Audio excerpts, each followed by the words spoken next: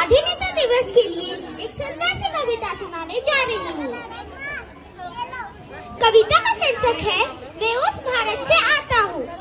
भारत, मैं उस भारत से आता हूँ जिसके होठों पे गंगा और हाथों पे तिरंगा है। वो भारत जो कभी सत्यम शिवम सुंदरम, कभी वंदे मातरम, कभी पंजाब सिंध गुजरात मराठा द्राविड़ उत्कल बंग है। वसुधैव कुटुंबकम के सिद्धांत पर जिया मेरा भारत वह नीलकंठ है जो खुद विष पीकर दूसरों को अमृत दान दिया।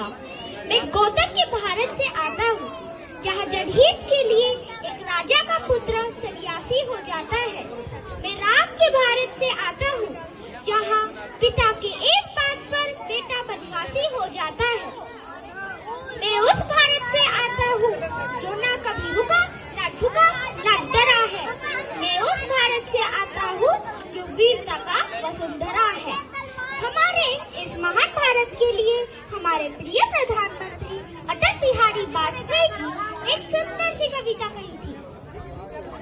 अटल जी ने कहा था, यह भारत कोई भूमि का टुकड़ा नहीं, वह जीता जागता राष्ट्र पुरुष है। अटल जी ने कहा था, यह वंदन की धरती है, अभिनंदन की धरती है, यह तर्पण की भूमि है, यह अर्पण की भूमि है।